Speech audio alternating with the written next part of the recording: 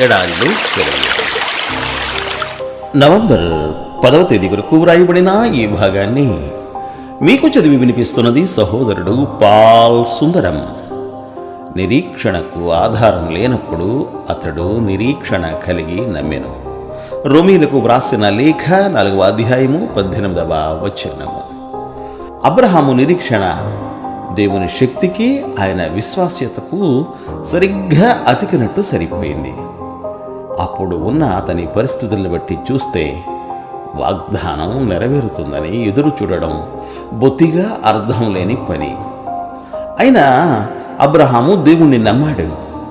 తన సంతానం ఆకాశ నక్షత్రాల్లాగా విస్తరిల్లే సమయం కోసం ఎదురు చూశాడు.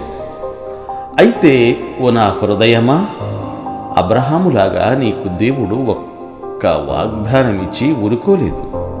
వేల కొలది వాగ్దానాలు నీకు ఉన్నాయి. ముందు నమ్మి లాభం పొందిన ఎంతో మంది విశ్వాసులున్నారు కూడా. అందువల్ల దేవుని మాట మీద నమ్మకం ఉంచి ఆయన మీద ఆధారపడడమే నీకు తగినది.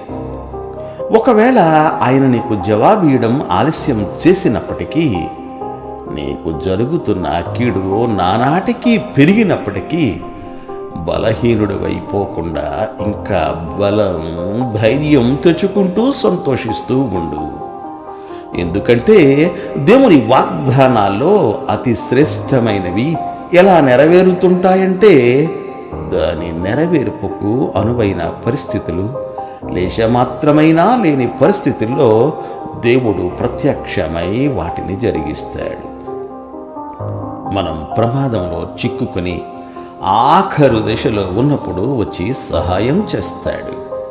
ఎందుకంటే ఇలా చేస్తే ఆయన జోక్యం కలుగు చేసుకున్నాడన్న సత్యం బయటకు కనిపిస్తుంది. పైగా అలవాటు చొప్పున కంటికి కనిపించే వాటి మీద నమ్మకం పెట్టుకోకుండా కేవలం ఆయన ఇచ్చిన మాట మీదే సర్వకాల సర్వావస్థల్లో మనం ఆధారపడాలని కూడా ఆయన ఇలా చేస్తాడు. దారి తెన్ను తోచనప్పుడే విశ్వాసం రంగంలోకి దిగవలసి ఉంటుంది. కష్టాలు ఎంత భరించరానివైతే విశ్వాసం ఉంచడం అంత తేలికవుతూ ఉంటుంది. మనకై మనం తప్పించుకునే మార్గం కనబడుతున్నంత వరకు విశ్వాసం స్థిరపడలేదు. దేవుడు మిమ్ము దీవించుగాక. ఆమేన్, ఆమేన్.